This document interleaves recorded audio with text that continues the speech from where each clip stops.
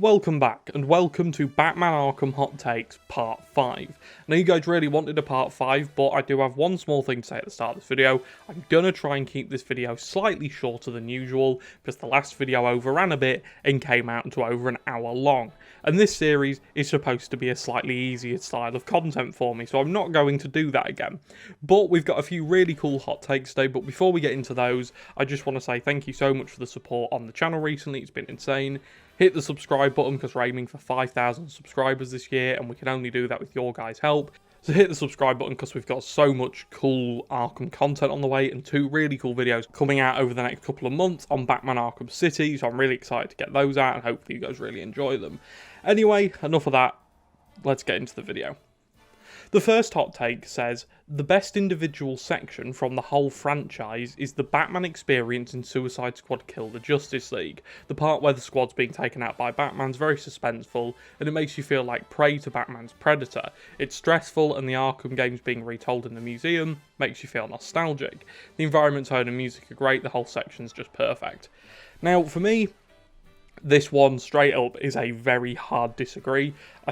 I don't agree with the fact it's the best individual section of the whole franchise.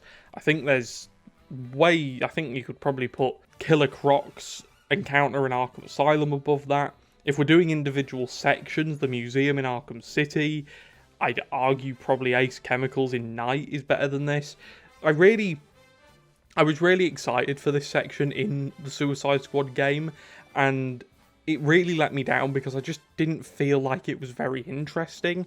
Like, the person does say an Arkham game's being retold in the museum makes you feel nostalgic, and it was nice to see those Arkham games be retold through this museum, but that's all it was. It was kind of just the hit of nostalgia. I didn't really get much from it. It was cool. It was a cool concept, don't get me wrong. I agree with the fact that it's a cool section, but I don't think it's the best individual section of the whole franchise, because there's just so much about it which is just nostalgia bait, and I guess that's kind of the point. Like, it is supposed to be a, hey, do you remember when we used to make good games?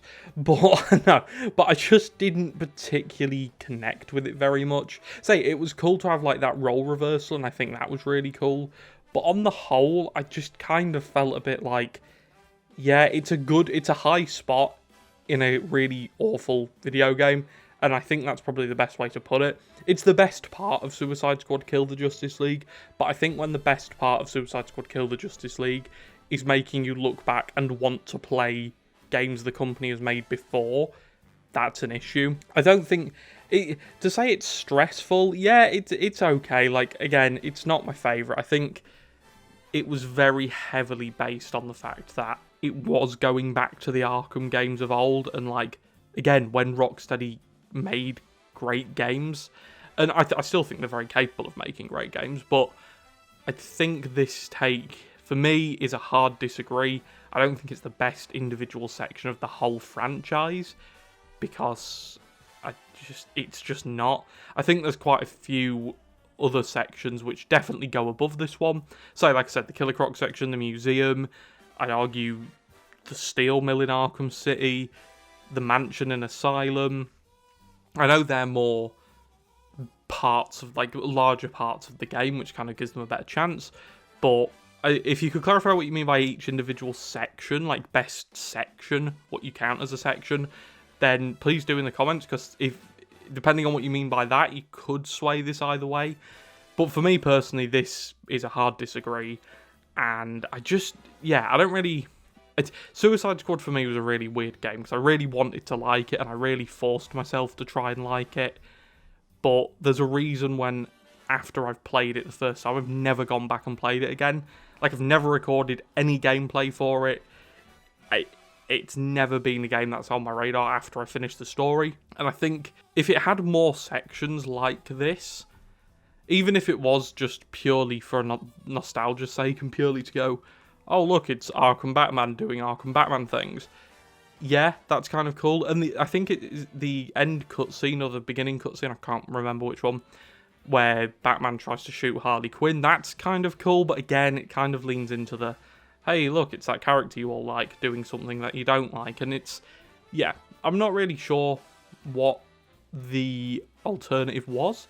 Because I think this section is definitely one of the coolest sections in the game, but that's not hard considering the rest of the game is so meh. The person goes on to say the environment, tone, and music are great. The whole section is just perfect. Again, the environment's okay. I think it's a museum. The tone is good. I think tonally, I think this is probably the best segment in the game. Again, because it's leaning into the Arkham side of it and not the Suicide Squad side of it.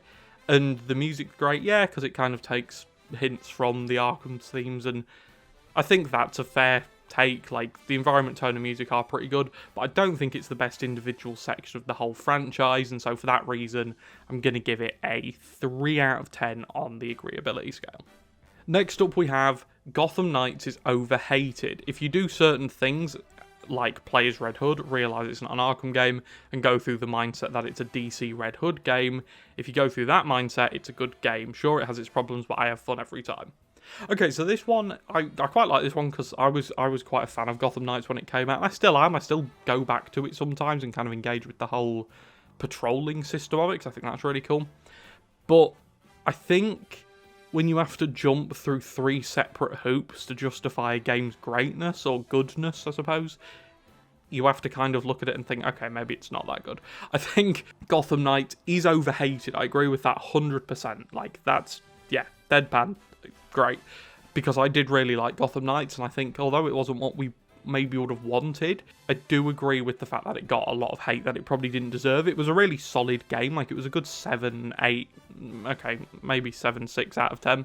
But if you have to go through these loops, like playing as Red Hood, realising it's an Arkham game, go through the mindset it's a Red Hood game, you have to kind of slowly think, okay, maybe I don't like this game, I just enjoy playing as Red Hood. And if you do, that's fine. Like, say, I think Red Hood's probably the best character in the game, but I think generally the game as a whole is quite good.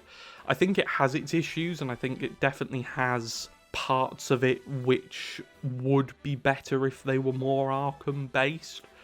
But overall, I don't hate Gotham Knights at all. I think it's a pretty okay game. Like, say, it's a 6 or a 7 out of 10. It's an okay game. And I think a lot of people hated it because it wasn't an Arkham game. And although I think it probably would have worked as a better sequel to Arkham Knight than Kill the Justice League, I think it still had a lot of its own charms. I think the map, for starters, was really good. Like, the Gotham was great, and I really enjoyed that. I think some of the character arcs, especially Red Hood, I think his character arc even, was really cool. Batgirl was a really interesting character. Nightwing was okay. Like, don't really remember much of Nightwing, and then Robin was, again, perfectly okay. But I do like this person's idea that Gotham Knights overhated, because I think it is. I think Gotham Knights got a lot of flack that it probably didn't deserve, because it had a lot going for it. I just don't think it was what people wanted at the time, and even now, I think if it was released now, I don't think it's what people would have wanted. I think visually it's a great game, so I really love the visuals of the game, like the neon art and the smoke and all that.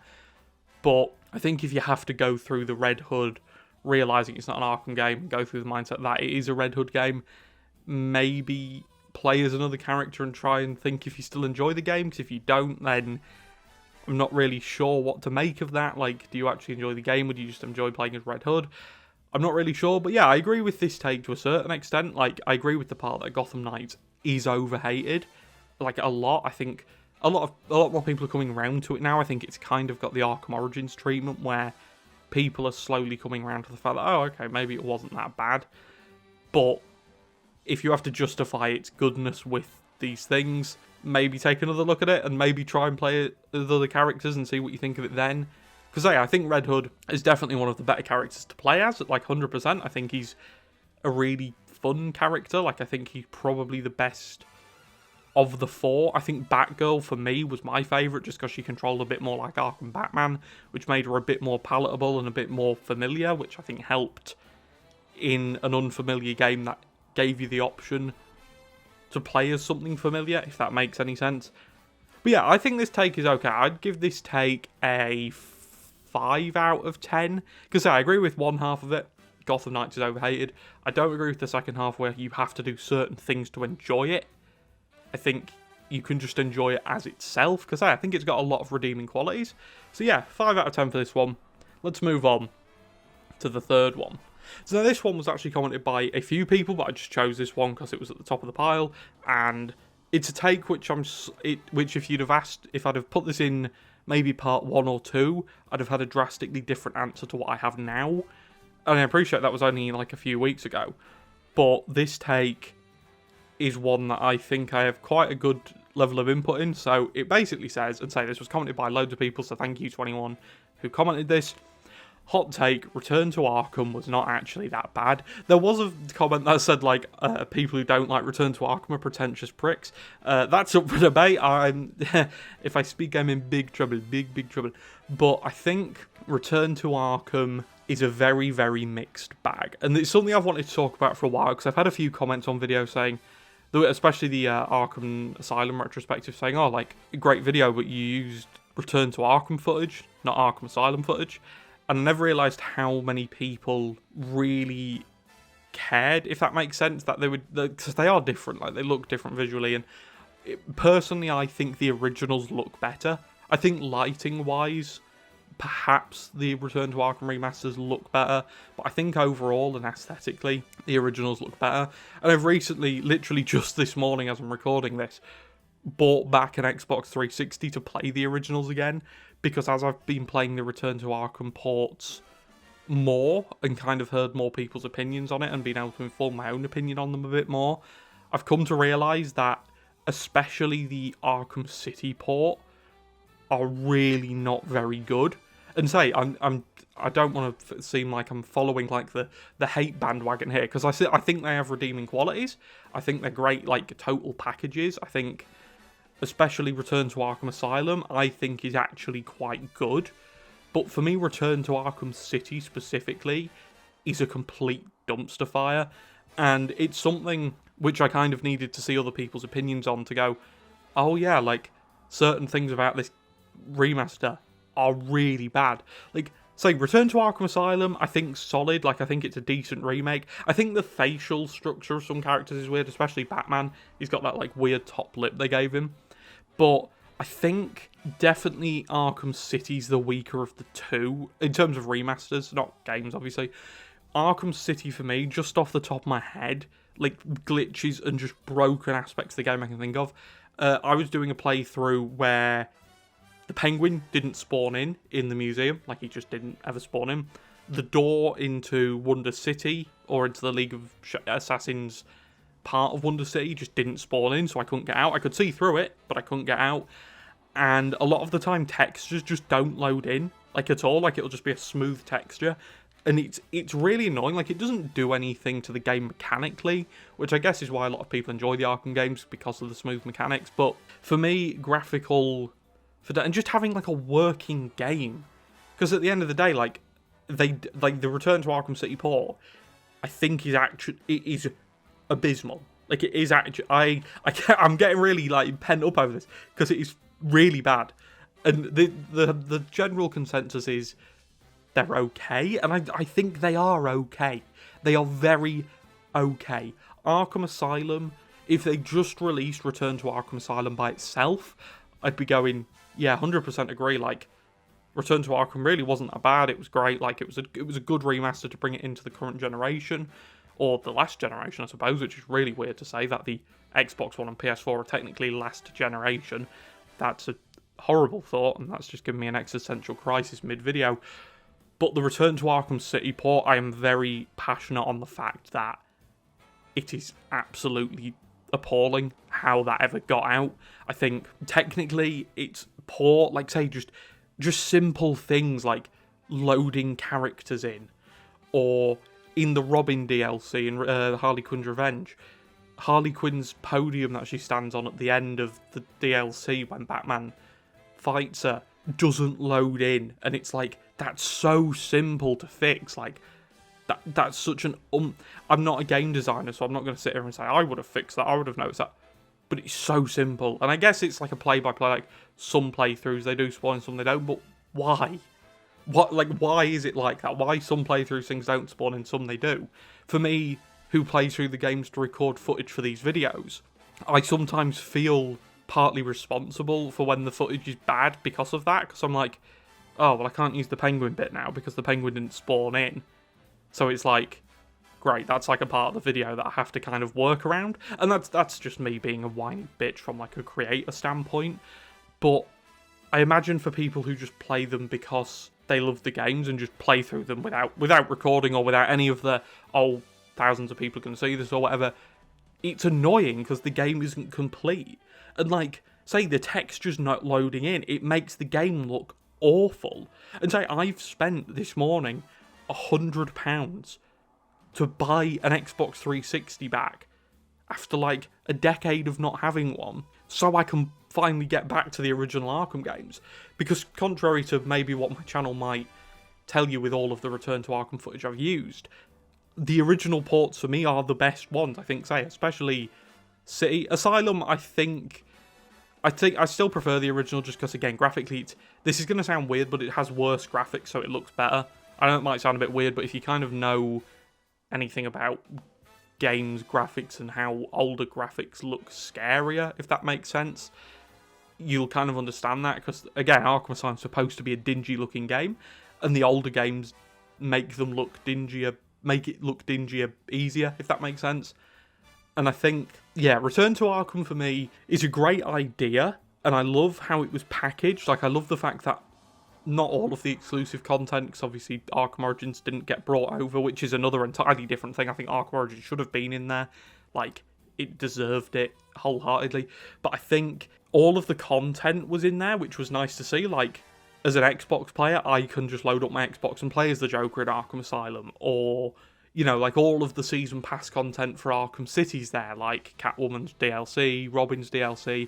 I think that's all really cool.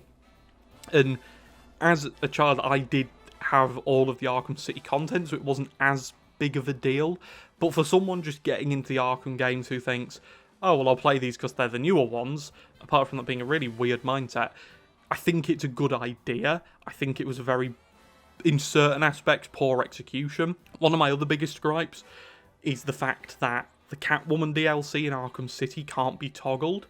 Like, I really enjoy playing through Arkham City, like, in a one-run thing, because I think it's, like, probably for me the best and easiest Arkham game to sit and replay over and over again. And Arkham City Return to Arkham makes that so hard, because you have to play through the Catwoman sections. And for me, again, if you know anything about this channel, I'm not a big fan of the Catwoman sections in Arkham City. I think I like them, but on repeat playthroughs, I just want the Batman story. Like, sometimes I do want the Catwoman story, and that's great. But in the original port, you just either uninstalled the Arkham City thing if you didn't want it in, or, sorry, the Catwoman thing if you didn't want it in, installed it if you did want it in. But a lot of the time in Arkham City Return to Arkham, it's like, oh wow, okay, you have to play as the Catwoman thing, and it is a little bit annoying, because it's like, sometimes you don't want the Catwoman sections, you just want the Batman bits, which is entirely fair. Like, it's entirely valid to just want that, because at the end of the day, it is Batman Arkham City, and I don't think not playing as Catwoman, you lose too much. I think, again, it has its place, and I'm not saying it's, like, the worst thing on planet Earth. Like, it's a good part of the game, but it's a little bit annoying there's no option to turn it off, because in the original port, it was optional content. If you wanted it, you could have it. If you didn't want it, then it didn't matter. So I think this take in general, I'm going to give a 5 out of 10 to, because I think Arkham Asylum's remaster is the best of the two. Like, I think Arkham Asylum's remaster is good to great. And say, I think the only thing that puts me off playing it, or puts me in a position where I prefer the original, is because newer graphics are always going to make games look less scary. And I know someone in the comments is going, oh, well, you haven't played Outlast, that's scary. Yeah, but imagine how scary Outlast would have been with slightly worse graphics. No, but I think it just looks less scary, but I think that's to be expected. I think the facial features in Asylum are very strange. Some of the faces are weird, but that's something I can look past when mechanically and gameplay-wise, it's a good port. But Arkham City Return to Arkham, I can sit here and quite confidently say I hate. And I hate it enough to have spent, again, £100 to buy an Xbox 360 to play the original Arkham City again. And bust out my old Steelbook, like original day one Arkham City copy. because the Return to Arkham port is that bad. And I think, for me as well, I'm someone where as if I'm like, oh, I've got this thing, so I don't need it, like, unless it's broken. For me, Arkham City's broken, so I needed to get the original back. Or I've got the original sat on my Batman collection shelf, along with all the other Arkham games, in case you're interested. But I needed to play it, because I cannot stand the Return to Arkham City port. I think it's absolutely embarrassing that that was allowed to be put out. And again, I know people, I don't know if that's a hot take, that it's that bad, but for me, it is that bad. So yeah, it gets a 5 out of 10, because I agree, Arkham Asylum's good, Arkham City, not so much. As we get into our final take of the video, like I said, I'm just going to keep this one slightly shorter, because I know I'm prone to rambling. And it kind of ties back into the last take, which is why I kind of put these two at the end together. It says, hot take, Catwoman's Arkham City DLC is among the worst playable DLCs in the Arkham saga. The fact they made it mandatory can make repeat playthroughs a chore. Sorry, I stuttered at the end there, but yeah, I agree with this, again, to a certain degree, with the Return to Arkham City port. I think the fact it's made mandatory in that is so annoying. I think it, because to me, it's a DLC at the end of the day. It's downloadable, optional content. That's what it was in the original game. Arkham City, for the most part, for most people, unless you had it day one or unless you know, went out of your way to buy it, didn't come with the Catwoman DLC baked into the game. My first experience of Batman Arkham City did not have the Catwoman DLC in it. I know many people watching this video, their first experience did not have the Catwoman DLC baked into it, so you couldn't toggle it on and off. And I think the fact that in the Return to Arkham port it is so annoying, because sometimes you just want the Batman Arkham City experience. You just want to load in and play through Batman's story, because again, I don't think Arkham City is a particularly very long game.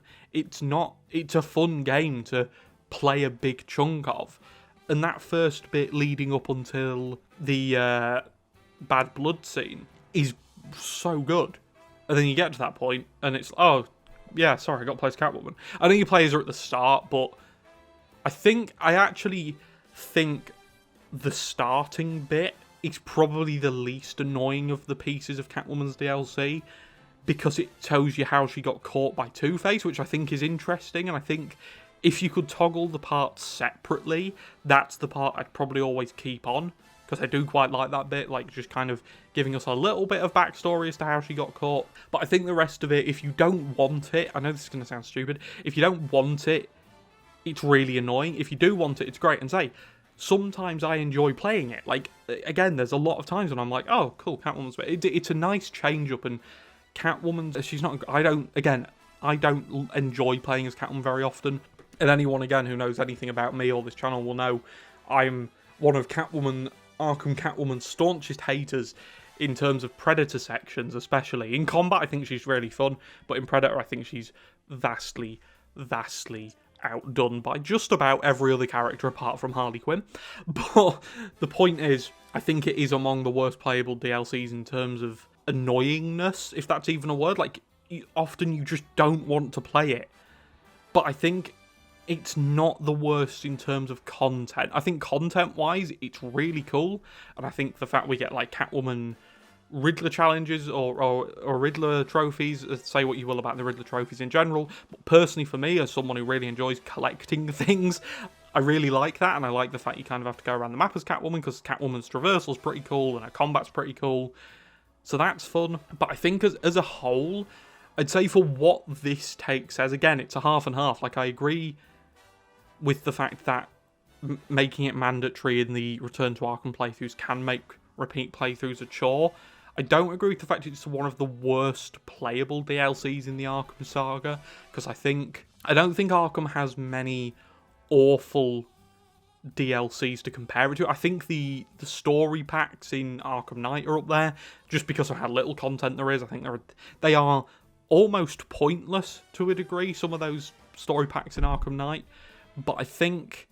yeah, definitely, it is annoying to play through on repeat playthroughs if you're just playing it over and over again, which a lot of people do, because, say, Arkham City is a really fun game to replay. I think it's probably the most replayable of the games, because it's bigger than Asylum, so you feel like you're getting a bit more. It's not quite as big as Night, which for me is probably the least replayable in terms of there's so much content that for a quick replay, like say over the course of a week, Arkham Knight can feel like a bit of a chore. And obviously Origins, yeah, say what you want about Origins, but for me, Arkham City is the most replayable of the franchise. I think Catwoman's playthrough can put people off it, and it puts me off it. Sometimes I'll like be sat on the menu thinking, oh yeah, I'm going to replay Arkham Asylum, and I think, no, because the Catwoman playthroughs, or the Catwoman DLC is baked into it, so I'm like, I don't really fancy that today. And so yeah, I agree with this take to a certain extent. I definitely wholeheartedly agree with that it makes mandatory playthroughs a chore, because it does, or repeat playthroughs. 100%, like, say, I'm fully, and say that's something it's another reason why I've gone back to the original games, and this will probably be the last video you'll see on this channel that will be using Return to Arkham gameplay, so you can rejoice at that. So, you know, we enter a new era after this video, the era of real Arkham games. I'm going to get flamed for that in the comments. Someone did leave a comment actually saying the worst part about hot take, the worst part about the Arkham franchise is your gameplay. It's like, cheers, mate. did give me a laugh, to be fair. Yeah, sometimes when I record gameplay, I get a bit distracted by the recording process, and the gameplay comes out slightly crappy. So when I record all my gameplay for the original Arkham games, I promise to you, commenter, whose name I can't remember, but I know you're in there somewhere, I will try my best to make the gameplay slightly better, because honestly, when I try at these games, I am quite good at them. Hence the whole reason I started the Arkham channel, is because I really enjoy these games, and sometimes I'm quite good at them. Anyway, that was a tangent. Yeah, Catwoman's DLC is one of the most annoying playable DLCs in the Arkham saga, because you have to play it on certain ports. So I agree with that 100%. That, for me, 10 out of 10. I don't think it's the worst for what this take actually says. I'm going to give it a 7 out of 10 for this section of the take. The second take, they made it mandatory and it can make playthroughs a chore. 10 out of 10. So this one gets a 7 out of 10 and a 10 out of 10. So I guess, you know, you get a 17 out of 20. So that's kind of cool. So that's all the takes for today. We only did 4, because especially the last 2, it was something that I just wanted to talk about anyway, because the Return to Arkham ports are something that I never realised people didn't like as much as they didn't like them. And then when I started seeing people's comments and people pointing it out, and then I started playing through them just over and over and over, I started to see that, yes, these ports are awful. And the Arkham City port was always one that I had a massive issue with. The Arkham Asylum port, again, not so much. I'm not even going to really bother touching on that. But the Arkham City port especially is really poor. And I think if you're ever going to play Arkham City, if there's anyone watching this who perhaps hasn't played the Arkham games, I don't know why you'd be watching this if you haven't played the Arkham games, but if there's anyone watching this who hasn't played the Arkham games, I absolutely implore you, do not play Return to Arkham City. Play the original Arkham City, because it has all the best bits.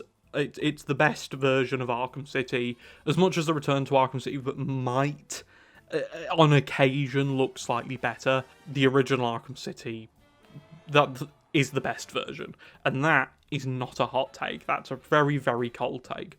So, again, thank you for everyone who left a comment. I know that got a bit rambly towards the end there. Thank you so much for everyone who left a comment. It means the world that you guys enjoy this series and support it. And say, this series is very self-sufficient, so leave your hot takes down below. And I don't care how strong you are, how fast you are. If you say Arkham City is the worst game without context, I can see the future and you will not live to see tomorrow. Just please. Right, another rant. If I get a comment that just says Arkham City is the worst game, I swear to God, I'm retiring. I know for many of you that might be a yippee, he's finally gone. I will retire from Arkham content. The comments are just going to be flooded with that now. But yeah, again, thank you so much for watching. Obviously, all that was a joke. I'm not actually going to come and hunt anyone down. Thank you so much for watching. Like, subscribe, and I'll see you next time. Goodbye.